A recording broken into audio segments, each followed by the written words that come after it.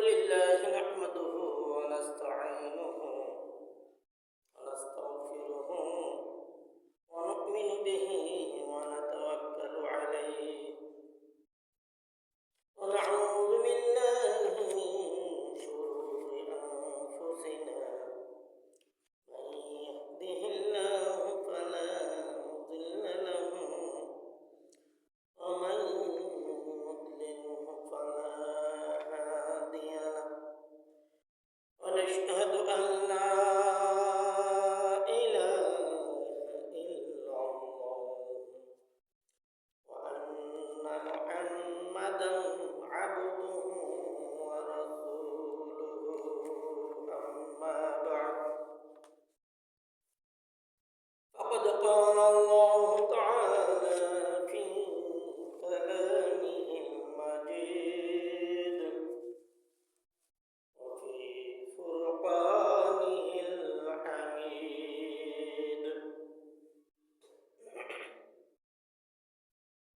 فأعوذ بالله من الشيطان الرجيم بسم الله الرحمن الرحيم بسم الله الرحمن الرحيم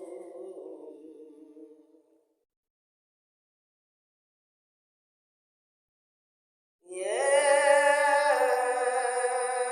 أيها الذين آمنوا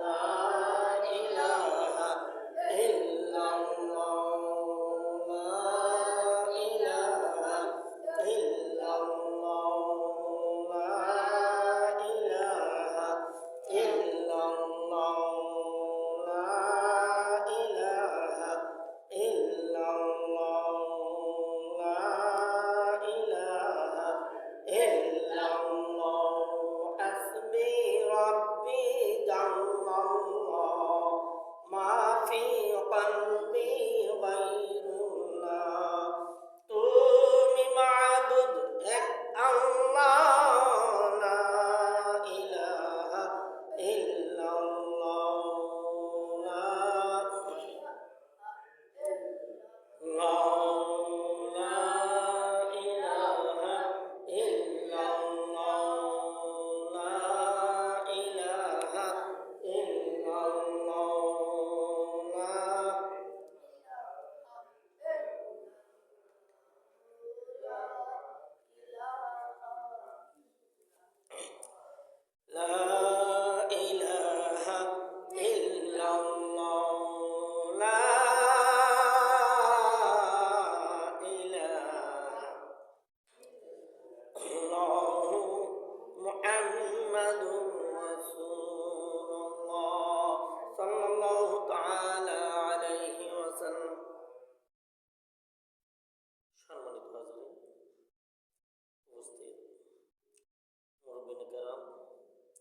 সমাবেশী যুবক ভাইয়েরা, কাছে মাসুম সোনামণিরা এবং পর্দার আড়ালে আমার সম্মানিত মুসলিম মা ও বোনেরা, সকলকে আমার তরফ থেকে সালাম। আসসালামু আলাইকুম রহমতুল্লাহি তাআলা ওয়া বারাকাতুহু। সম্মানিত হাজিরিন, আমরা আজকে মহান আল্লাহ পাকের দরবারে অসংখ্য গণিত শুকরিয়া জ্ঞাপন করছি যে আজকে 1447 হিজরির ষষ্ঠ মাস জমাদিউস সানি মাসের তৃতীয় জুম্মায় আমরা সকলে সমস্ত বাধাকে পেছনে ফেলে, সমস্ত কাজকর্মকে পেছনে ফেলে, সমস্ত ব্যস্ততা থেকে পারে হয়ে মুক্ত হয়ে আজকে দোয়া কবুলের দিনে, সপ্তাহের শ্রেষ্ঠতর দিনে, গুনাহ মাফের দিনে, গরিবের লজ্জার দিনে, মকবুলিয়াতের দিনে আমরা সকলে মসজিদে উপস্থিত হতে পেরেছি। এজন্য সকলে শুকরিয়া আদান বলি আলহামদুলিল্লাহ। সম্মানিত হাজিরিন, আমরা আজকে সকলে সুস্থ অবস্থায় মসজিদে উপস্থিত হতে পেরেছি, এজন্য আবারও বলি আলহামদুলিল্লাহ। কারণ সুস্থতা আমাদের জন্য অনেক বড় একটা নিয়ামত। এটা আমরা তখনই বুঝতে পারি যখন কেউ অসুস্থ হয়ে যায়। তো সম্মানিত হাজিরিন, আমি পবিত্র কালামুল্লাহ শরীফ থেকে একটি আয়াত তিলাওয়াত করেছি। আয়াতটি হচ্ছে বিসমিল্লাহির রহমানির রহিম, ইয়া আইয়ুহাল্লাযীনা আমানু লা তুলহিকুম আমওয়ালুকুম ওয়ালা আওলাদুকুম আন যিকরিল্লাহ ওয়া মান ইয়াফআল যালিকা ফাউলাইকা হুমুল খাসিরুন। সাদাকাল্লাহুল আলিয়্যুল আযীম ওয়া সাদাকা রাসূলুহুন নাবিয়্যুল কারীম। সম্মানিত হাজিরিন, আয়াতটির মর্ম হচ্ছে ইয়া আইয়ুহাল্লাযীনা আমানু, হে ইমানদারগণ, লা তুলহিকুম আমওয়ালুকুম ওয়ালা আওলাদুকুম আন যিকরিল্লাহ, তোমাদের ধন দৌলত ও সন্তান সন্ততি যেন তোমাদেরকে আল্লাহর জিকির হইতে বিরত না রাখে। তোমাদের ধন দৌলত সন্তান সন্ততি যেন তোমাদেরকে আন যিকরিল্লাহ, আল্লাহর জিকির হইতে বিরত না রাখে। আর মূলত এটাই আমাদেরকে আল্লাহর জিকির হইতে বিরত রেখেছে। সন্তান সন্ততি, স্ত্রী, পরিবার, মা বাবা, ভাই বোন, সন্তানাদি, তারাই আমাদেরকে এই জগতের মায়ায় আমাদেরকে আল্লাহর জিকির হইতে বঞ্চিত করে রেখে দিয়েছে। আজকে আমরা সংসারের মায়ায়, বিবি বাচ্চার মায়ায়, মা বাবার মায়ায়, এই দুনিয়ার মোহে পড়ে অন্ধকার কলুষিত নিমজ্জিত এক পরিবেশে আমরা বসবাস করিতেছি।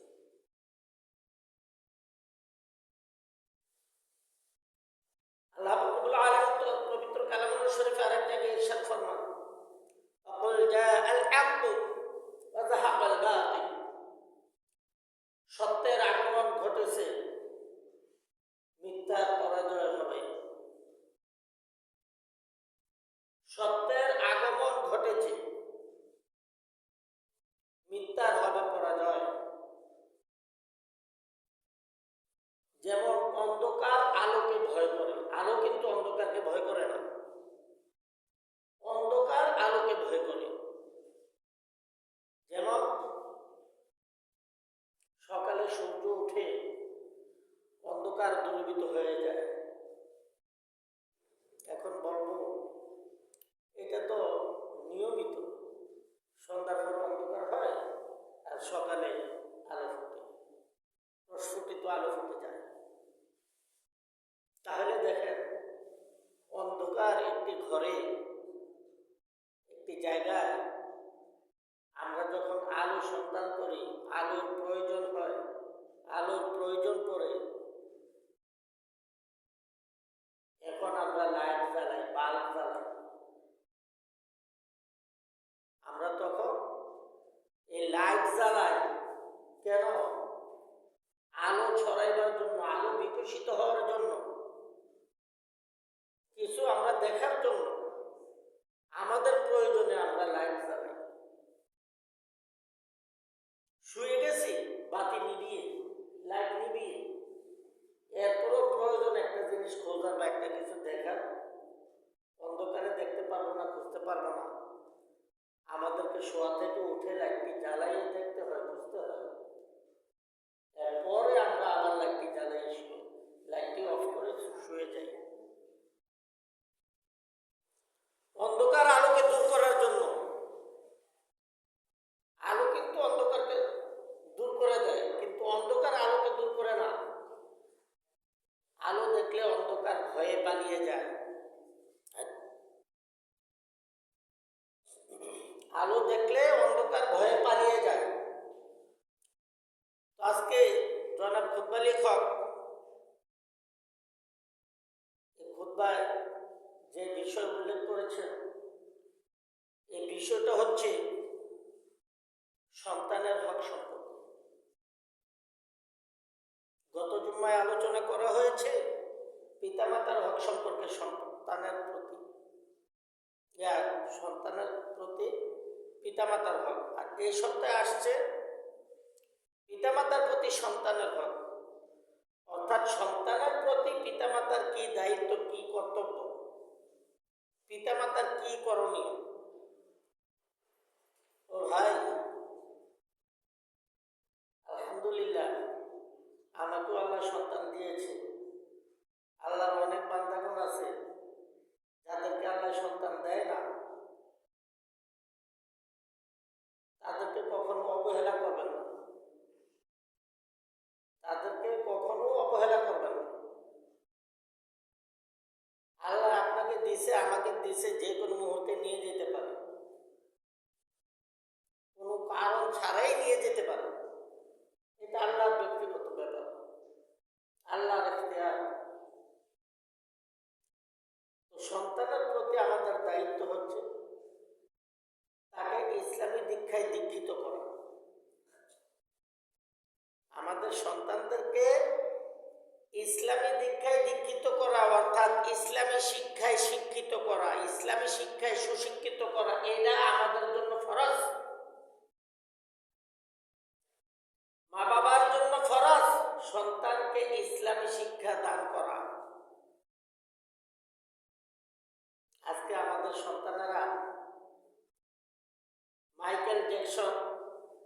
সুরে গান গায়, কোন ব্র্যান্ডের টিস্যু ব্যবহার করে, এগুলো বলতে পারে।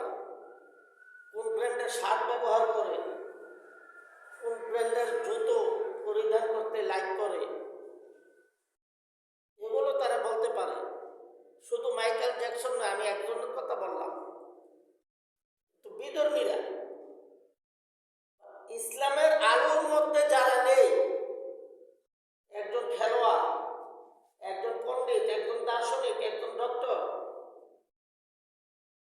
তাদের কথা বলতে পারে। মুরলী ধরনের কথা বলতে পারে, রবি ঠাকুরের কথা বলতে পারে, কবি কাজী নজরুল ইসলামের কথা বলতে পারে, বলতে পারে জর্জ ডব্লিউ বুশের কথা, বলতে পারে বিল ক্লিন্টনের কথা, তাদের কথা অকাতরেই বলতে পারে।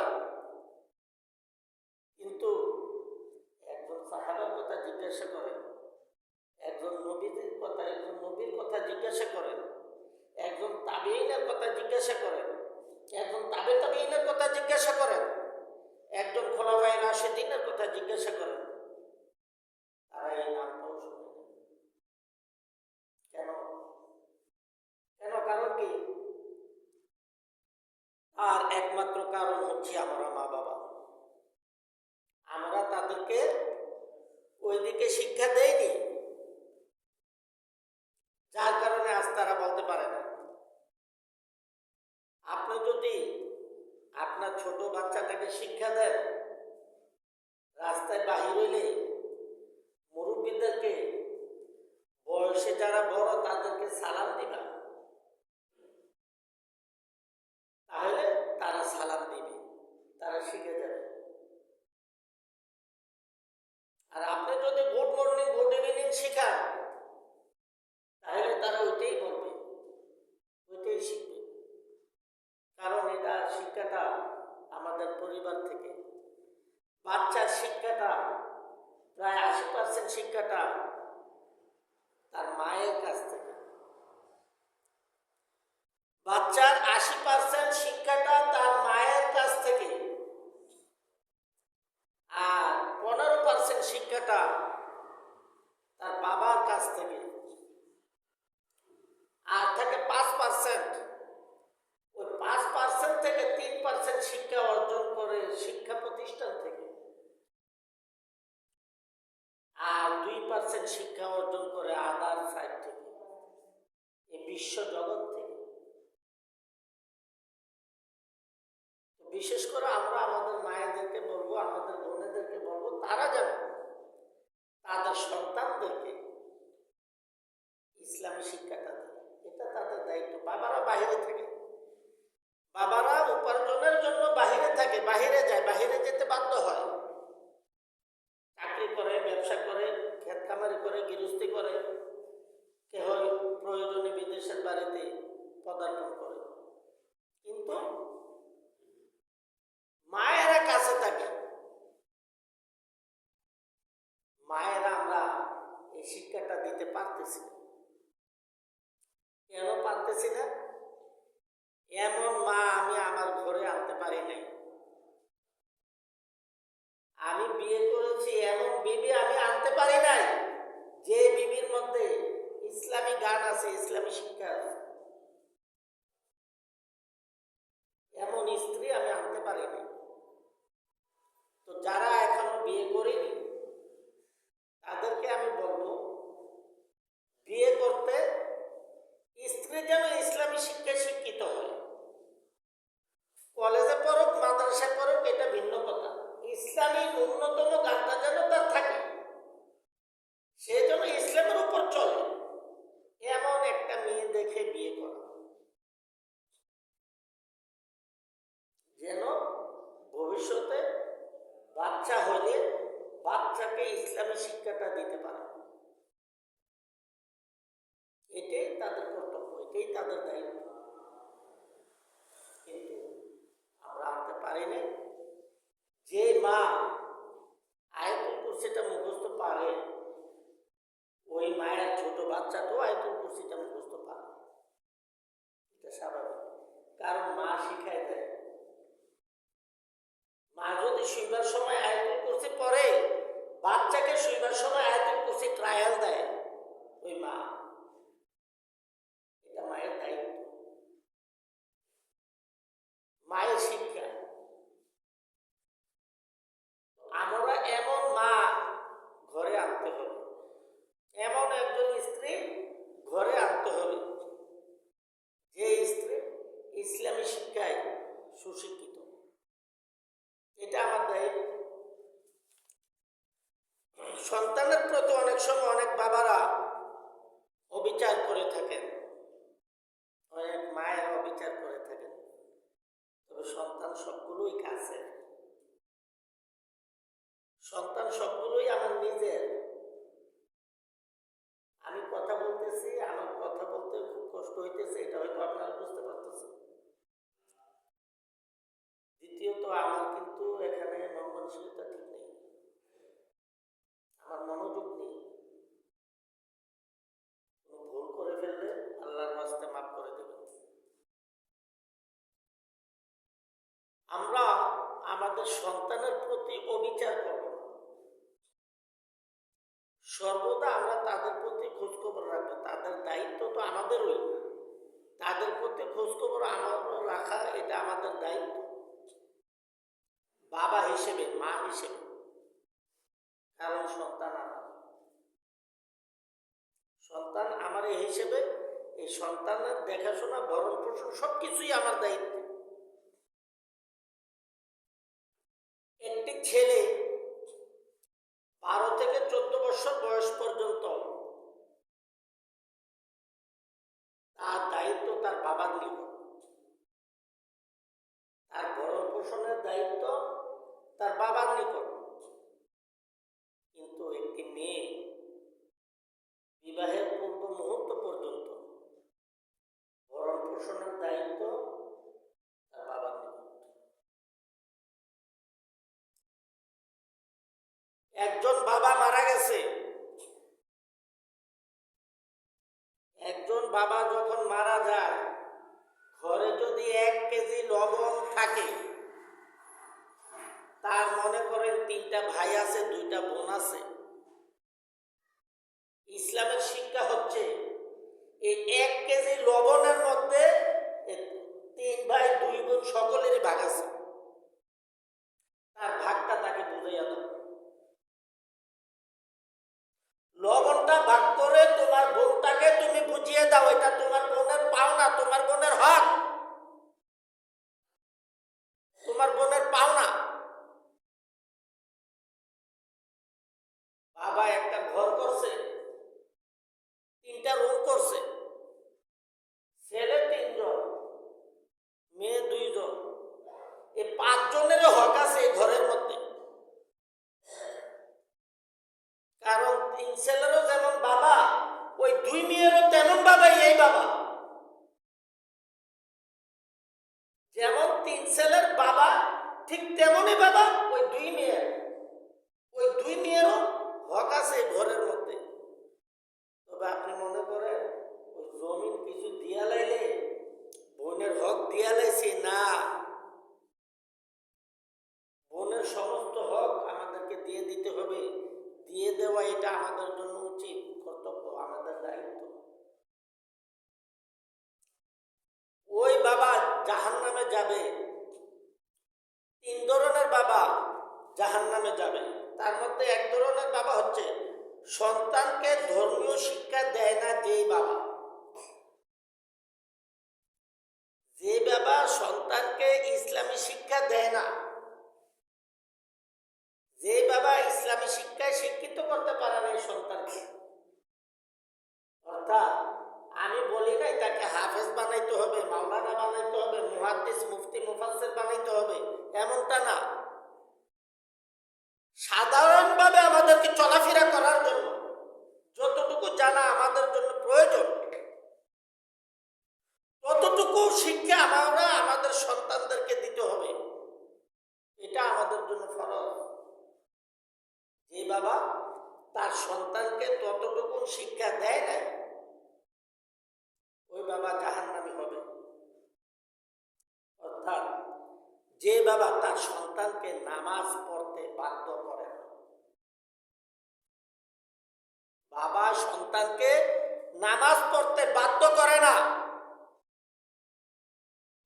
ওই বাবা জাহান্নামে যাবে।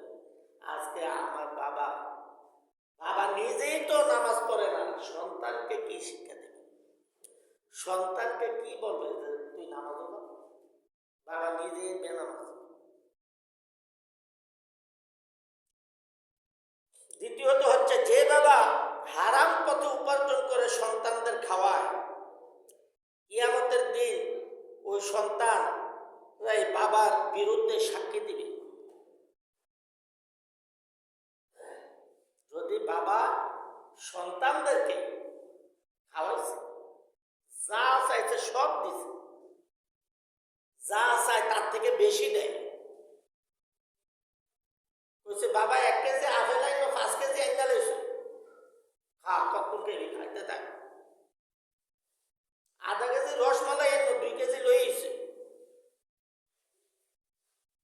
কিন্তু হারাম উপার্জনের টাকা দিয়ে,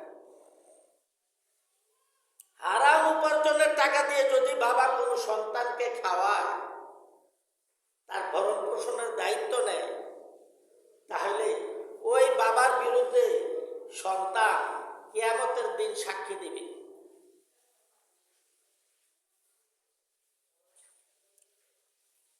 যে বাবা সন্তানদের মধ্যে বৈষম্য সৃষ্টি করে, অর্থাৎ সম্পদ যাই আছে কাউকে কম দেয়, কাউকে বেশি দেয়, এমন কিছু বাবাও আছে, কাউকে কম দেয়, কাউকে বেশি দেয়।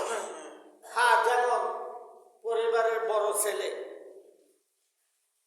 সে সংসারের জন্য বেশি খাটে, এটা স্বাভাবিক, কিন্তু এই খাটনিটা অন্য ভাইয়েরা বুঝতে পারে না।